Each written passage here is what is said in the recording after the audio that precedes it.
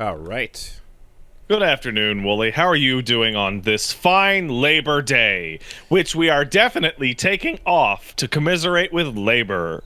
Look, man, I was thinking about exactly that because you Every know, year. Punch Mom's enjoying it, and a lot and family that I've been talking to of everyone's using the opportunity this weekend to do stuff that they otherwise can't do, Woo, 3-day weekend, Labor Day weekend, travel, woo! etc.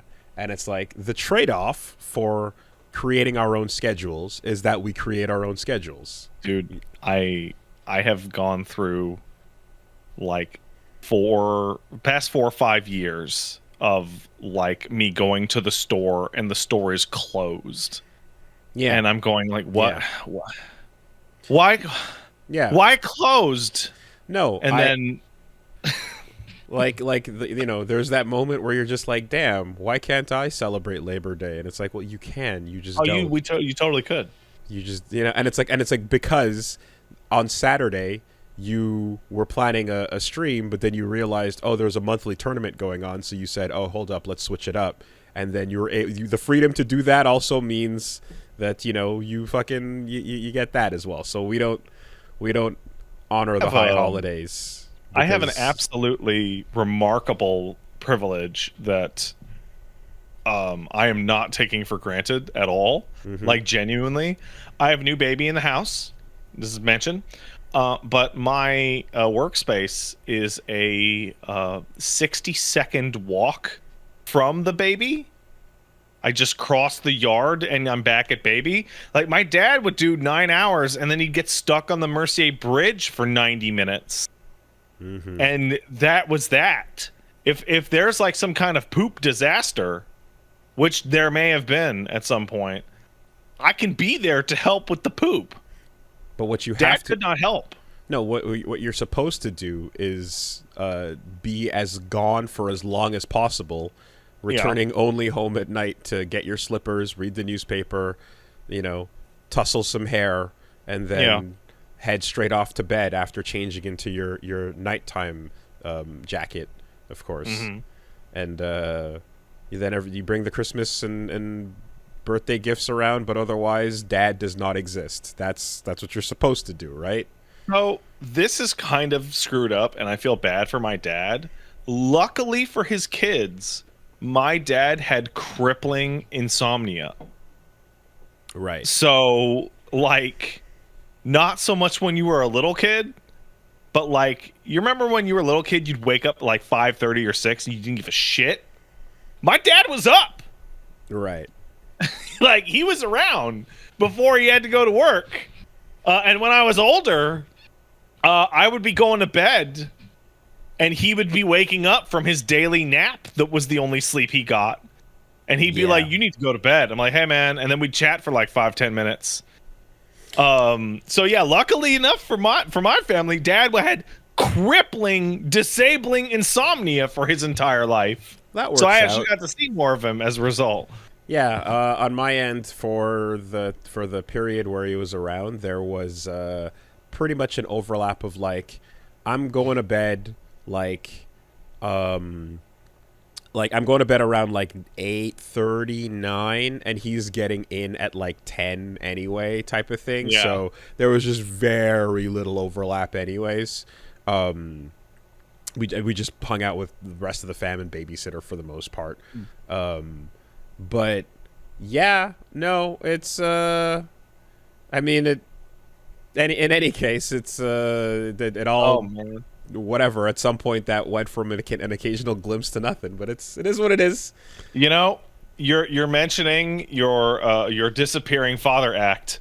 It reminds me of a video I was watching earlier this week that was fascinating to me, which was if you ever want to find out cool shit, just watch people who deal with like hospice care or like nursing homes, because old people who are about to die will just tell you anything. And this lady who works in hospice care discovered that old ladies like who are 90-ish now, that the expression went out for cigarettes and never came back is not the same expression as went out for milk and never came back. They have completely different meanings. So I didn't know that. Huh. Interesting. Right? I thought it was dad disappeared, right? So going out for cigarettes and never coming back, that's from our era. That's when dad would just bail, right? The boomers and the silent generation, what it meant to them is dad went out for milk and he's not coming back. Didn't mean that he disappeared. It meant that someone disappeared him. Its mom, its mom has no avenue for divorce and no solution to dad.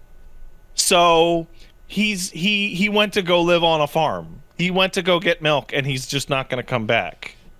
Huh. Okay, that feels like it's probably very localized to perhaps a particular community that has a thing of theirs that takes care of their own problems in certain ways. That feels like a very specific regional distinction. Yeah, I kind of fell down a rabbit hole and finding out that prior to no-fault divorce, the primary solution for women that wanted to get out of their marriage was to just kill their husband. Oh, is hilarious. Or create a religion. You could just do that and be like, yeah, it's the same thing except I don't have to hang out with that old bitch. By the way, cut her head off. It was wild because in Grenada, I remember a bunch of the schools and places around were just like, oh, here's Grenada Anglican High School or the Anglican Church and the Anglican Park down there. And there's a ton of Anglican stuff in Grenada. And I was like, right, Anglican, what exactly is that? And I was like, oh, I guess it's just another one of those. I'm like, oh, yeah, like Baptist, Protestant. No, it's not. I didn't know. Right? And I was like, no, it's actually closer to Catholic than the original. I'm like, huh, okay. Well, anyway, I'm not that. I'm Adventist, but whatever, sure. And like it was only way later that it was like, oh no, like this is all set up as like the fucking divorced energy, the Church of Divorced Energy. So high school, the Grenadian Church of Divorced Energy fucking park. we don't, whenever we get into talking about religion, you always got to remember that like everybody, I'm a shitbag, dirtbag atheist. No one likes what I'm saying. It makes it mad.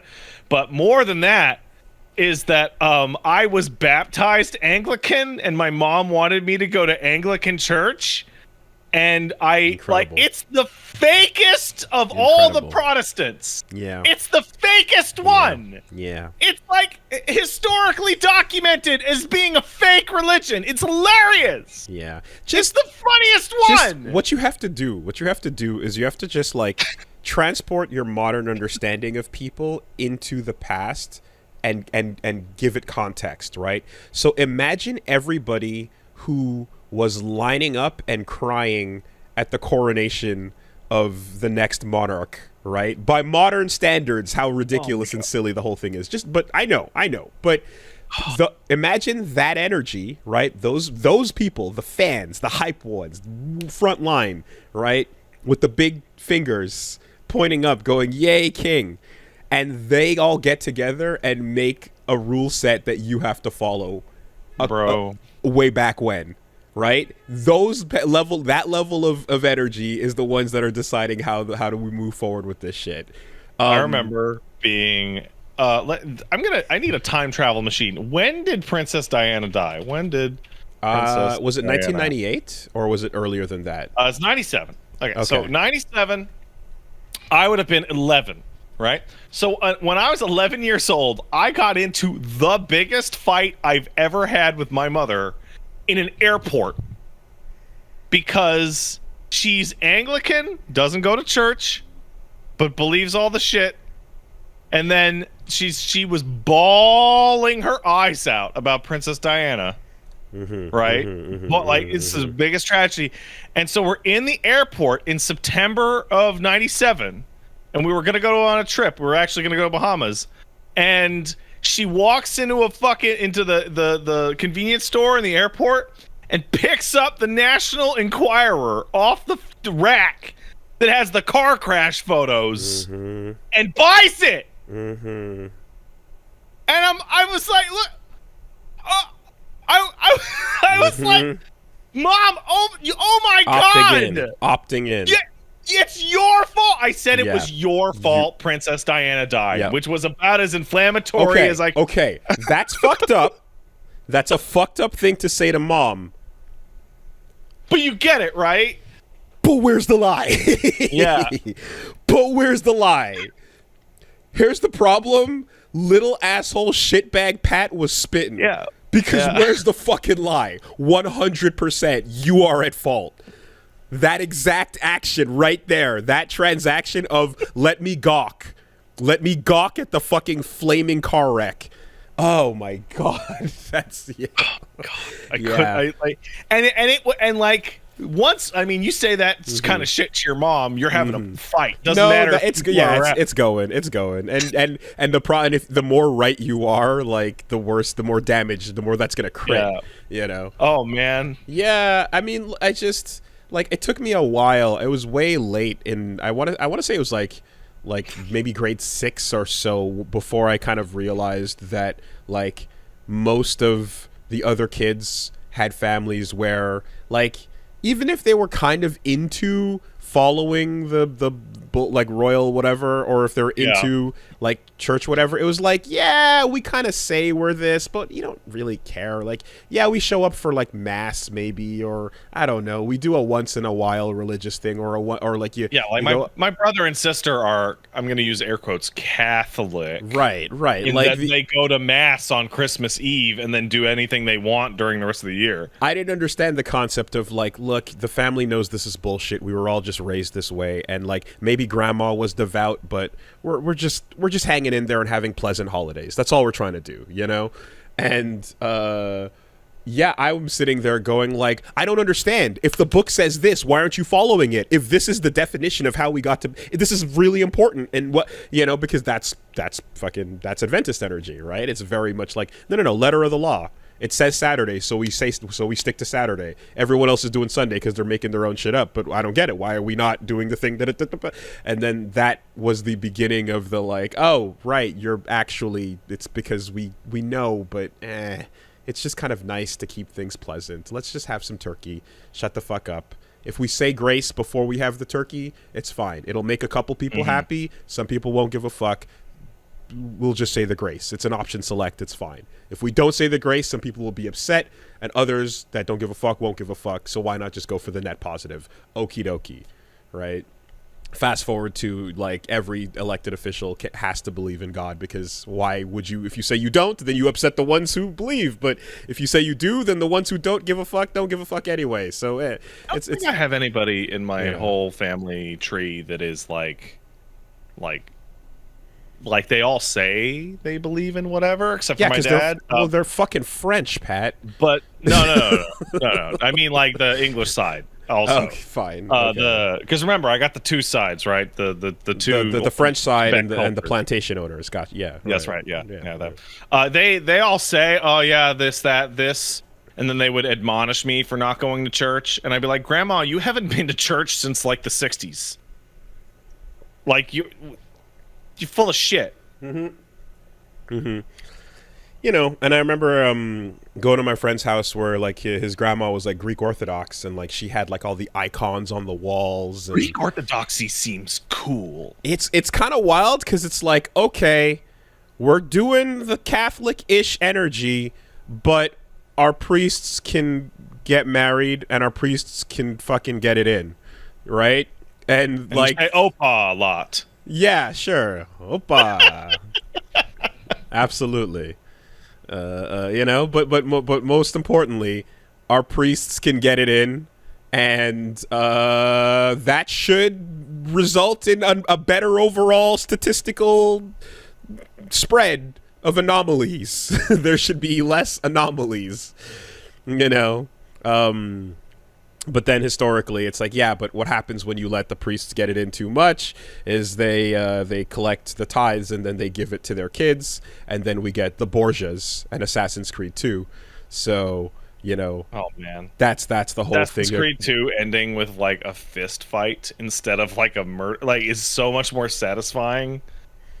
You're just like beating the shit out of like a 55-year-old man in a basement. Like, what a fucking spectacular ending to that game. It was good. But all that to say that family went on to be fucking insane, and that's what happens when you let it go unchecked. I wanted to back up a bit because when you're talking about the going out for smokes thing, I was reading there's a Reddit like what was it? It was either like I think it was like Too Afraid to Ask or whatever one of the subreddits was, like Ask Reddit or something, and someone was just kind of like, hey, so. I think it was like everything's fine in my marriage, and we're doing okay, and me and my wife, or me and my husband have kids and everything. Just every time he pulls in the car from work, he sits in the car for like 10 minutes before he comes inside. Mm-hmm. Should I be worried? No. Is that an issue? No, you should not. Nope. That is like the most that is the most normal fucking thing. What's he doing in there? He's just sitting there. He is getting ready to put on his face for the family. Yeah. That's great. That is I'm about to walk into a house. Mm-hmm. My dad used to do that. Mm-hmm. I would see him. Mm-hmm. I'm gonna walk into a house with a annoyed wife because she's been taking care of kids all day. A bunch of kids running around causing problems. Yep. But for right this second, it's quiet in the car. I'll tell you exactly what that is. That is losing the first set and going back to the character select screen just to pick the same character again, but you're just wasting a little bit of time. Let's just chill. Let's just bring down the energy. Let's kill the momentum. We got to reset the situation mentally, right? We got to... So, Paige and I were talking about my dad over the weekend, and we figured something out. Like you ever like you know new information, just you needed somebody new to put the pieces together. Mm-hmm. So we're talking about my mom and my mom's cooking, and we watched some funny video about like an old man singing a song about being mad at his wife for making spaghetti again, and how sick he was of spaghetti. And we're talking like, I feel bad for my dad because like my mom is a great lady. She is not a good cook. She's not. She tries her best, but it's not. Right? It's mediocre at best. Right? And so we were like, still can't believe you're saying this into a microphone, but here we go. I know. I love my mom. She can't work the internet. It's fine. And we were like, I feel bad for dad because he'd work long hours, and then he would come home and he would have like okay food, right? Very white lady, like not super good food, right? Put some more butter on your rice, right? And then Paige looks at me and she says, "How'd your dad get fat?" Because my dad, when he was like my age, looked like me, and I'm like, I don't know. And then she's like, I bet there was some place next to his job. I'm like, there was a really great hot dog place. Like 25 feet from where the factory was. The Bell Pro, the LaFleur's. He took me there a couple times, and they had great hot dogs, and they had these giant hamburgers. The DeLallo's. Okay. So Dad used to work in Lachine at a big factory, and it was off the highway. Right LaFleur's? Was it the LaFleur's? No, it wasn't. But it was near there. It was off, and he would be close to the Mercier, but so he'd get stuck in the Mercier traffic coming from the west end of the island. And I'm like, he could. And I'm in my head, I'm like, he could have gone and gotten any hot dog or any burger or anything he wanted at like, when he'd finish at like 5, 6. Mm-hmm. And it wouldn't delay him because he'd be catching the 5, 6 o'clock traffic on the Mercier, which would always take him 90 minutes. And my dad loves to eat in the car. So, dude, he was totally... That is like, he was totally eating burgers and fries like all the time. That is a 5 à 7 poutine every day. A 5 to 7 poutine, right? Like, because... the classic, as soon as you check out, people do the 5 to 7 and they go for their beer or whatever after. He's getting it right in there before getting home. Because, otherwise, where would it be coming from? And I'm like, wait a second. And now I'm sitting here. Wait, did my dad have a secret place where he ate food that he wasn't supposed to? Damn. It is genetic. Food cheating. Somebody in the chat asked, why does Dad like to eat in the car? I don't know. My dad loves to eat in the car. Like, you'd go out to get, like, food, and we'd be like, oh, cool, let's go inside. He's like, no. Let's eat in the car. Like, he would just seem way more comfortable eating in the car. I have associated flavor memories of drive-through bag through the window into some kind of garbage fast food, sitting in the front seat kind of association. That's like a pleasant thing. It's just so I could see maybe there's something there where the context is just like a, like, oh, every time I was sitting here and we get a bag and you're like, it's fun to reach into the bag and have something nice. Yeah, a little bit like that. But my mom hates eating in the car, so that was always a fun. Man, when you're a kid and you get to just learn, like you get to see a fight happen 15 minutes ahead of any of the conversational portions of the fight, right? Like, oh, we're driving somewhere. Okay, we have driven this place before. I know for a fact that the first McDonald's is too close to get coffee, but the second McDonald's is too far. And then Mom's going to get her McDonald's coffee, and then the first thing she's going to do is pour 20% of it out the window on the sidewalk because she's afraid of spilling it on herself because she read that article about the lady who burned herself. Right. And then she's going to have to go to the bathroom, and it's going to be too far, and then Dad's not going to want to speak, and like you just watch the whole thing happen, like even before you get into the car. I can't wait. I can't wait for the little guy to learn that shit with me and Paige. The car association you can reinforce now as well is also the, like, now it's the post-work pleasure meal in secret.